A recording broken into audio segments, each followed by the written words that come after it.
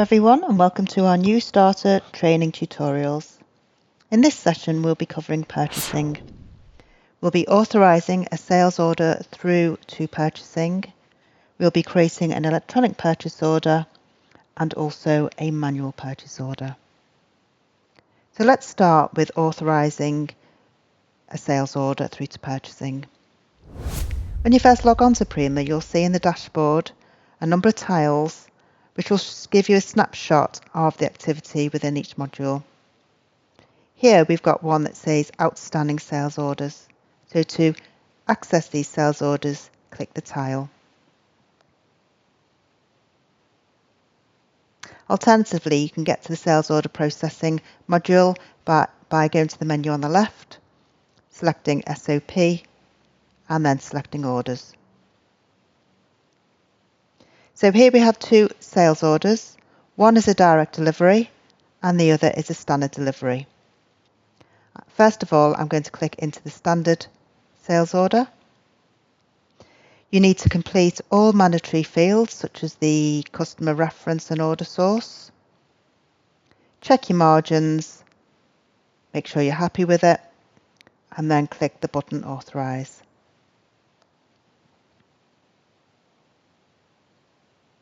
If you have stock of an item, the stock will be taken automatically at the point of authorization. So in this example here, you can see that KF24001 has actually been allocated. The other items which show requested are now in a list on a shopping list ready for you to order. Let's now navigate through to the next sales order and authorize the direct delivery. In Prima, we have a system key where direct deliveries can be sent back to back. Back to back means that the sales order can completely skip the purchasing module, which means a purchase order is created directly from the sales order. If I click Authorize Now, you'll see a back-to-back box pop up. You have the option to send it electronically down the link, and you have an option to email it through or phone it through. To authorize it back to back, I click the button at the bottom there. If I don't want to send it back to back and I want it to be in the list with the other items on the shopping list, I can override it and click Standard. So for this example, I am going to click Authorize back to back. So what you'll see on this sales order is this has now gone to a status of ordered.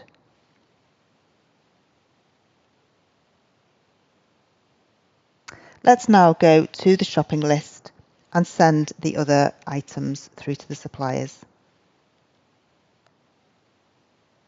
So to do this, you go to POP on the left-hand side and select Requirements.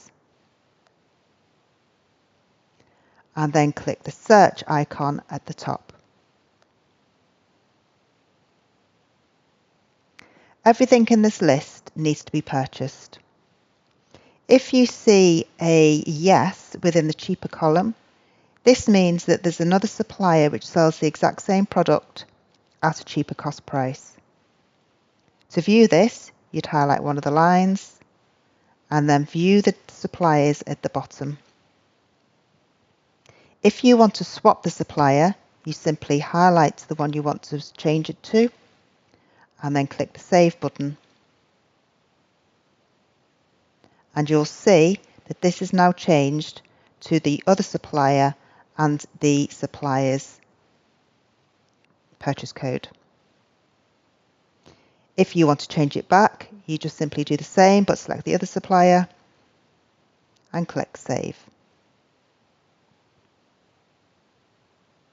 To purchase, you can highlight all the lines and just simply click the purchase button on the bottom. For this session though, I am going to just select a few at a time just to go through the different scenarios.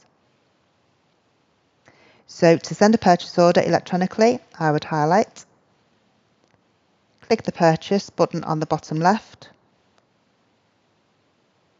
and click the purchase button again on the bottom left. And it will tell you that a purchase order has been automatically authorised and sent as an electronic order. So that purchase order has now gone to the supplier. If you wanted to create a purchase order and send it manually, you would do the same. You'd highlight, click the purchase button on the bottom left, and untick the automatically authorise EDI button there, and then click purchase. What this has done, it has created an outstanding purchase order for you to then either phone through, email through, or if you wanted to just check it before you send it electronically, it also gives you that option. So let's go and view the purchase orders that we've sent. So to do that, we go to the left under POP and we select orders and click search for all the purchase orders that you've created today. The two at the bottom are showing a waiting acknowledgement. That means they will have been sent to the supplier but not received an acknowledgement back yet. This will automatically update when the supplier sends back the acknowledgement. The purchase order that's saying outstanding has not been sent through to the supplier yet. So double click that line and click the button purchase. Here you still have an option of sending it electronically or standard purchase order. So if you wanted to send it electronically, simply click the OK. If you wanted to override it and send it by email or phone, then you can click the standard purchase only. So for this example, we're going to click standard purchase and click OK. So to send that purchase order, click onto the Report tab and click the button Email. You can amend the email if you want to add any more information here. You can view the PDF attachment if required, but simply just press the button Send, and that will be sent off to the email address in the email.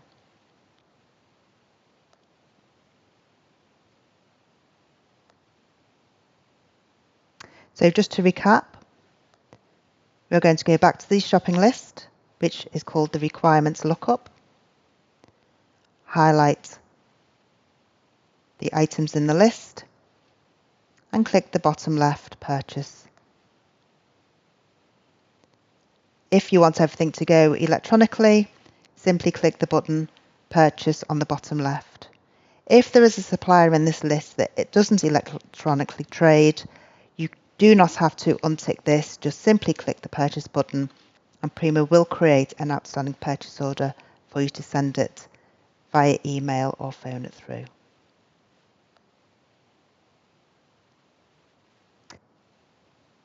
Well, this comes to the end of our session on purchasing. I hope you found it useful.